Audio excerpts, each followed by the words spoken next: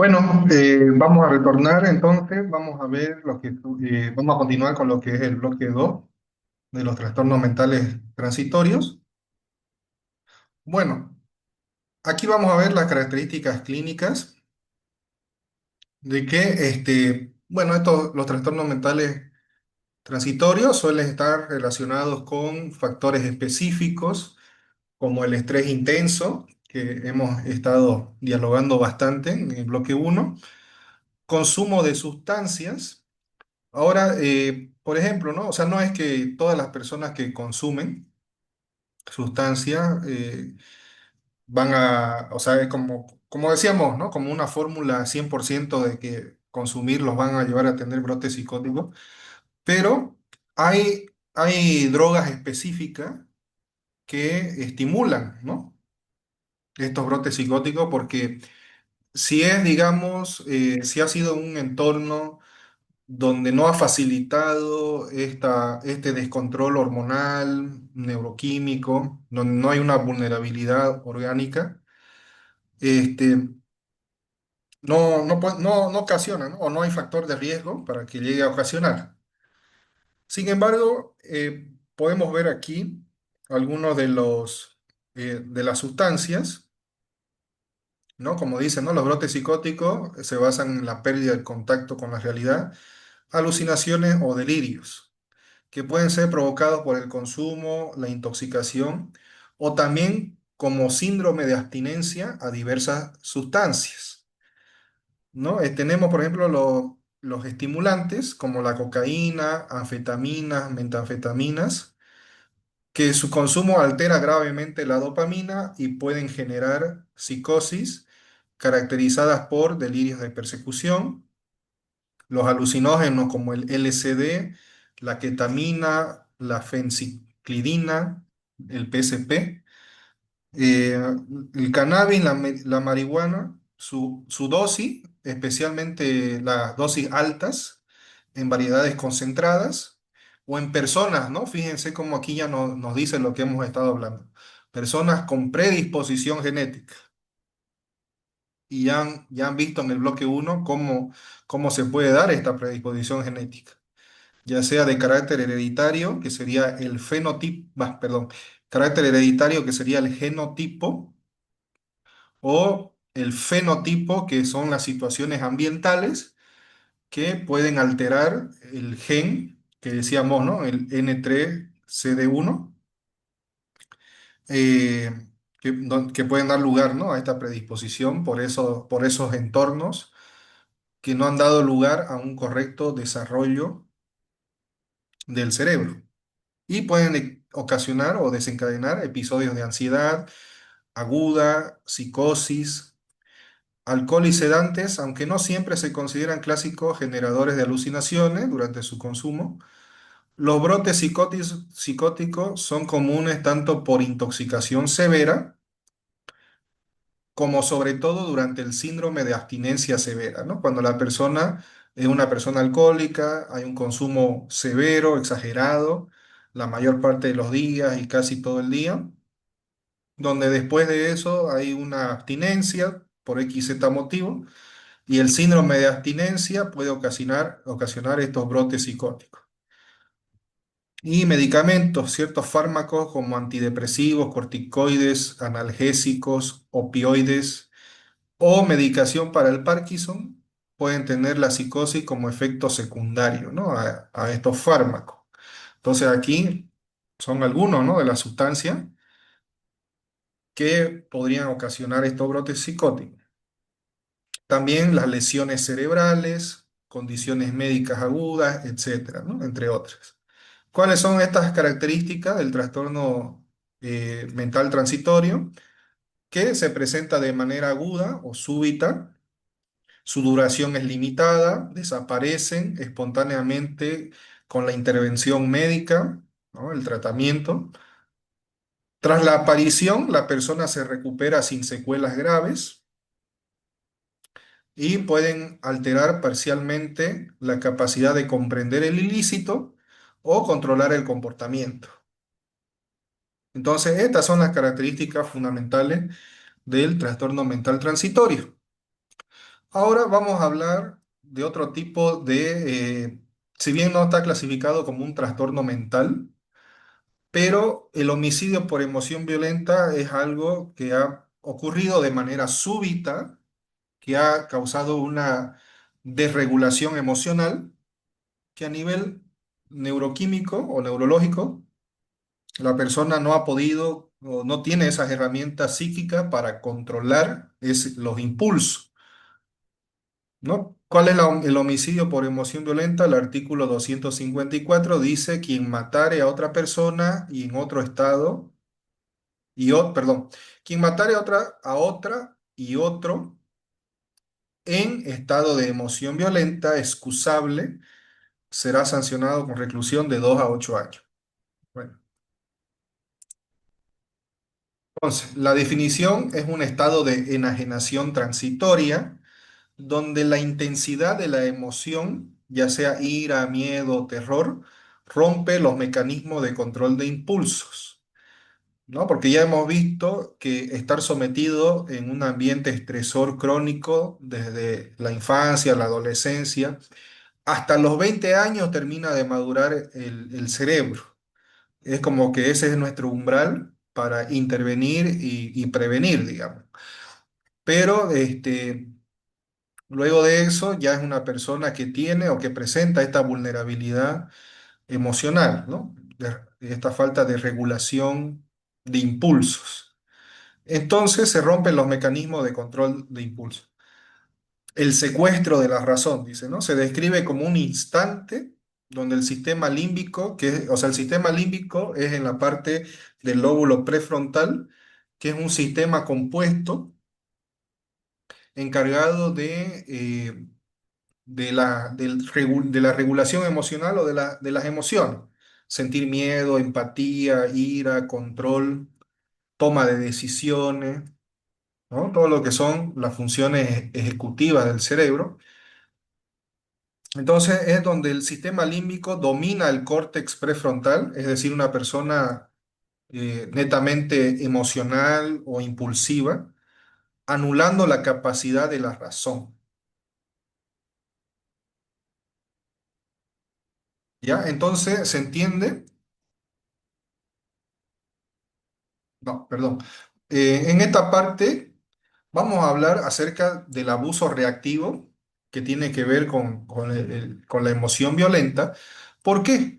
Porque el abuso reactivo dice, a ver, contexto de la 5A, ocurre frecuentemente en las fases finales del ciclo de la violencia: atracción, aislamiento, autoridad, anulación y agresión, donde la anulación del instinto de supervivencia genera un estado de fragilidad psíquica. ¿Qué quiere decir? Que una persona, ¿qué es el ciclo de la violencia? Por ejemplo, cuando una persona tiene su pareja, ¿no? Y esta pareja es una persona, vamos a ponerlo así, con algún tipo de trastorno límite o rasgos límites de personalidad, narcisismo, antisocial, etcétera, donde constantemente está manipulando a su pareja, ¿no? Y este ciclo de violencia se refiere a que hay un estado donde se acumula la tensión, ¿no? La persona, por ejemplo, con rasgos bien narcisistas, antisociales, con falta de empatía, ¿no? Constantemente, eh, digamos, violenta a su pareja de una manera, puede ser simbólica, vulnerando constantemente su estado psíquico, emocional, ¿no? Donde hay esta persona violenta psicológicamente, en algún momento violencia física, control, manipulación, etcétera, donde hay una acumulación de tensión, ¿no? En una primera parte, ese es el ciclo de la violencia. La segunda fase, hay un estallido violento, donde la persona agrede, o sea, todo eso que se acumuló, toda esa tensión acumulada explota. Y la tercera fase es la reconciliación, donde el agresor le pide disculpas, le dice que no va a volver a suceder, que la ama y que fue un momento que no. que no pudo controlarse, ¿no? Y así vuelve el ciclo de la violencia. Se acumula la tensión progresivamente, estallido violento, reconciliación. Y eso también se le llama refuerzo intermitente y es lo que pasa cuando la persona, cuando uno se pregunta por qué la persona no lo deja, digamos, ¿no? La víctima, ¿por qué no lo deja? Lo que pasa es que ¿por qué no lo deja? A pesar de saber que está siendo maltratada, es porque hay un refuerzo intermitente en esa fase de estallido violento y reconciliación, donde a nivel neuroquímico pasa que cuando esta persona que es maltratadora, mayormente sus víctimas son personas que necesitan amor, que necesitan cuidado, que tienen rasgos más dependientes, con baja autoestima, digamos, ¿no? Igual el maltratador tiene baja autoestima, ¿no? Ambos casos tienen baja autoestima y necesitan a alguien a quien controlar, poseer los maltratadores. Pero cuando encuentran este perfil de víctima, digamos, la llenan de afecto, de amor, de cariño, de atención, de detalle, de cuidados. Y entonces, bueno, ahí está la conquista, se involucra en en este círculo. Al principio las cosas van bien y ya después cuando el maltratador que tiene eso ya en su personalidad, ¿no? De tener esa tendencia, como el trastorno límite, por ejemplo, o el narcisista, a manipular, explotar, abusar emocionalmente de la otra persona, ya aquí se destapa, digamos, ¿no? Se desencadena, digamos, esta persona cuando ya la tiene segura la víctima empieza a agredirla de esta forma, ya puede ser simbólica, después pasar a física o económica, con el chantaje económico, digamos. Entonces la persona sufre, digamos, ¿no? Llora, la víctima sufre, eh, pero tiene fe de que las cosas van a cambiar como en el primer momento de la conquista, donde se mostró perfecto y donde mantuvo esa fachada durante un tiempo en el cual ya se enganchó la víctima, ¿no? Entonces, cuando hay esta explosión violenta, o sea, está triste, deprimida, se puede alejar momentáneamente, tal vez se podría alejar momentáneamente, y después cuando hay esta fase de reconciliación a nivel emocional, como la víctima tiene este perfil más dependiente, a nivel neuroquímico, esta reconciliación ficticia hace que los niveles de dopamina en el cerebro se eleven, ¿no? Y vuelva a tener esta fe, esta esperanza de que las cosas van a mejorar y es algo interminable, digamos, ¿no? Pero lo que quiero decirles es que a nivel neuroquímico causa una adicción y esa adicción emocional de afecto por una herida de abandono, que esa herida de abandono se ramifica en dos, ¿no? Puede generar un potencial maltratador o una potencial víctima. En este caso, la herida de abandono en la víctima ha hecho que sea o que tenga más un trastorno dependiente más marcado o un rasgo dependiente más marcado. Entonces, por eso es que a nivel neuroquímico, o sea, la persona tiene esa descarga de dopamina, esa descarga emocional, y es por eso que se vuelve adicta a esa relación violenta y no puede salir, pero es por la indefensión aprendida, por la adaptación paradójica a ese entorno violento, minimizando la violencia, naturalizando la violencia y buscando la forma de adaptarse a ese entorno. Entonces la persona, por eso es que no se sale de esa relación violenta. Ahora, ¿a dónde quiero llegar con el abuso reactivo?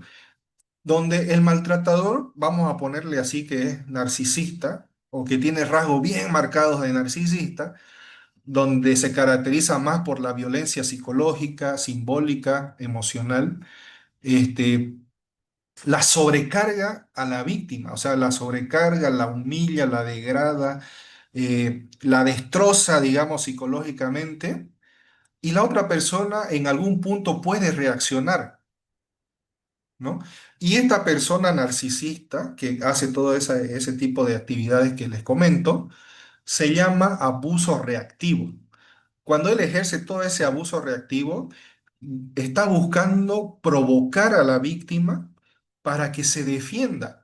Y la víctima sobrecargada de tanta humillación y maltrato físico, digamos, este, y maltrato físico, reacciona, digamos, ¿no? Reacciona, se defiende porque ya su mente no puede seguir tolerando más, o sea, su mente a nivel emocional está sobresaturada y puede defender, darle un manazo, empujarlo, morderlo, no sé, pero hay una emoción violenta, digamos, ¿no?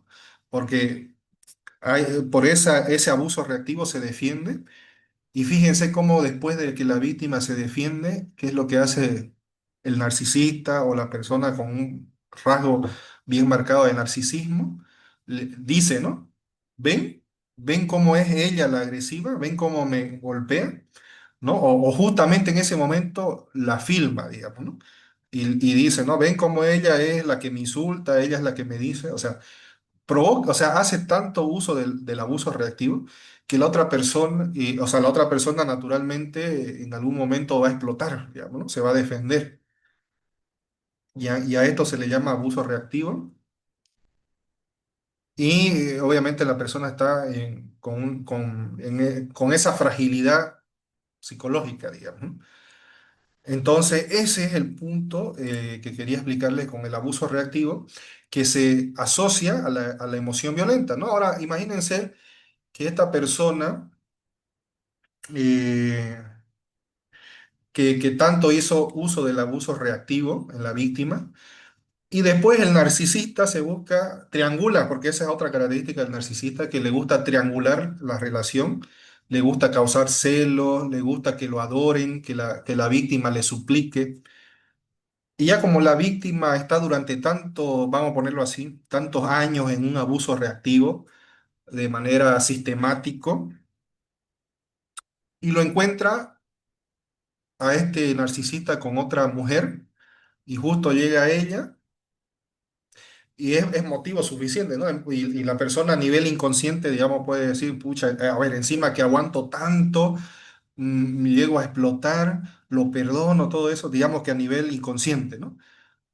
Y ya la persona ya está vulnerable, frágil psicológicamente, ve esa escena y ¡pum! Emoción violenta.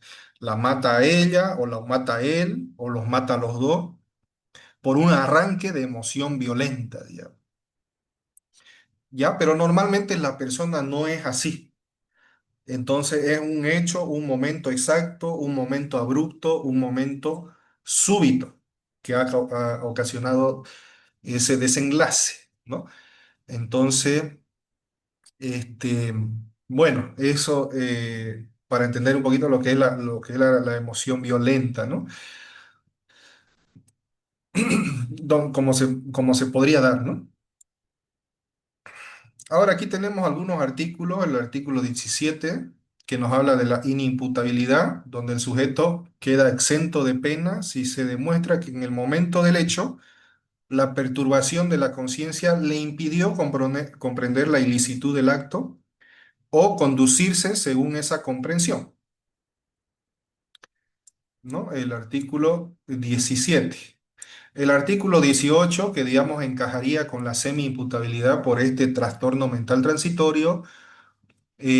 Bueno, como hemos visto, ¿no? Que puede ser por estrés crónico y que ya venía esa vulnerabilidad genética, ¿no? Donde ahí el perito psiquiatra lo que tiene que hacer es hacer una revisión del expediente, antecedentes, situación familiar, ¿no? Aplicación de baterías de pruebas psicométricas forenses que determinan el trastorno mental y hacer este contraste, ¿no? Este peritaje psiquiátrico para concluir que la persona, tanto por el entorno familiar, social, sociocultural, antecedentes médicos, pedagógicos, digamos, entre otros, eh, y bueno, la entrevista, porque durante la entrevista de la sesión de evaluación psiquiátrica forense, en su forma, en el discurso, su forma de expresarse de su familia, de ella misma, de su entorno, de las relaciones, etcétera, Ahí en la observación de la conducta, el psiquiatra se va dando cuenta del estilo de relato que hace, ¿no? La persona. Si, si hay estos indicadores de pérdida del contacto con de la realidad, si está el examen mental. El examen mental, el psiquiatra ve si la persona está ubicada en tiempo, espacio y persona, aplica pruebas específicas para determinar el examen mental. También aplica pruebas específicas psicométricas que tienen reactivos psicométricos para determinar trastornos mentales, ¿no? Y esta elevada probabilidad de tener brote psicótico o trastorno mental transitorio, también, ¿no? Por el estrés crónico, el abuso de sustancias, por algún accidente médico, entre otras causas, ¿no? Y aquí vemos la otra parte que sería la semi-imputabilidad en el artículo 18. Si la capacidad no se anuló totalmente, pero se vio disminuida notablemente, el juez puede atenuar la pena o dictar medidas de seguridad. La prueba reina, dice, ¿no? El perito debe establecer una relación de causalidad directa. El delito debe ser consecuencia del síntoma o arrebato, no de un plan criminal previo o premeditado, ¿no? Es decir, que conecte o haga ese nexo causal entre los signos y síntomas que presenta en relación al hecho que es materia de investigación, ¿no? Que el desencadenante haya sido por algo relacionado al hecho que se está investigando, ¿no? Y no por un hecho eh, aislado o por otro hecho, ¿no? Entonces tiene que hacer, por eso es que hace entrevistas colaterales, ¿no? Revisión de expedientes y aplica la batería de pruebas, ¿no? Examen mental y de trastornos mentales, ¿no? Porque en estas pruebas, por ejemplo, en el examen mental, durante la entrevista, hay también baterías de pruebas que permiten determinar el estilo de respuesta, si es honesto, deshonesto, o si está exagerando o queriendo exagerar para obtener un beneficio de semi-imputabilidad, ¿no? Entonces hay otras pruebas que lo vamos a ver en el curso cuando veamos el control de la simulación. Y por último, bueno, la exclusión no se aplica si el Estado fue buscado intencionalmente para delinquir, ¿no? Actio liberum in causa. O si es parte de un patrón de personalidad antisocial persistente, ¿no? Claro, si se determina que la persona tiene trastorno límite, tiene trastorno antisocial, narcisista, entonces es una persona que no es enajenada mental, conoce las reglas del juego social, el contrato social, digamos. Entonces no es una persona enajenada mental, ¿no? Tiene un trastorno de personalidad que los trastornos de personalidad como el antisocial, narcisista, límite o histriónico, este, conocen, no son enajenados mental, conocen las reglas, lo ilícito lo conocen, pero el otro eje, que sería la esquizofrenia y otros trastornos psicóticos, como la esquizofrenia, el esquizoafectivo, el trastorno bipolar tipo uno tipo 2 trastorno de identidad disociativo. Bueno, y como hemos visto, trastornos por el consumo de sustancias que puede causar psicosis, ¿no es cierto?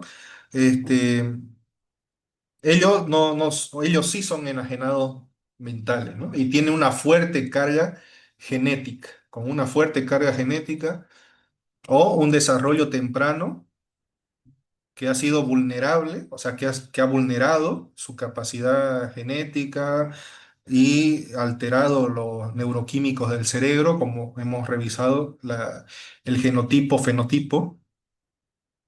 Entonces tiene una fuerte carga genética, los del eje uno que serían la esquizofrenia y otros trastornos psicóticos, y los del eje 2 es más el entorno, un entorno sociopático que ha provocado un trastorno de personalidad, pero la persona no es enajenada mental, ¿no? Tal vez cuando se diagnostique trastorno límite de la personalidad, pueda llegar a tener una semi-imputabilidad, ¿no? Que podría ser, ¿no? Atenuar la pena porque la persona ya venía con un trastorno límite de la personalidad, por lo tanto, médicamente, a nivel de salud mental, la persona, por el desarrollo del cerebro, no tiene la capacidad de regularse emocionalmente, aunque entienda lo ilícito. Entonces ahí se podría determinar lo que es la semi-imputabilidad. Bueno, esto ha sido el siguiente bloque. En los videos de YouTube van a encontrar, dentro de este curso de trastornos mentales transitorios, más videos relacionados, a esta parte de los trastornos mentales transitorios para que puedan ampliar más conocimiento, pero ya cuentan con las bases para poder realizar la actividad. Bueno, los espero entonces, en nuestra clase presencial.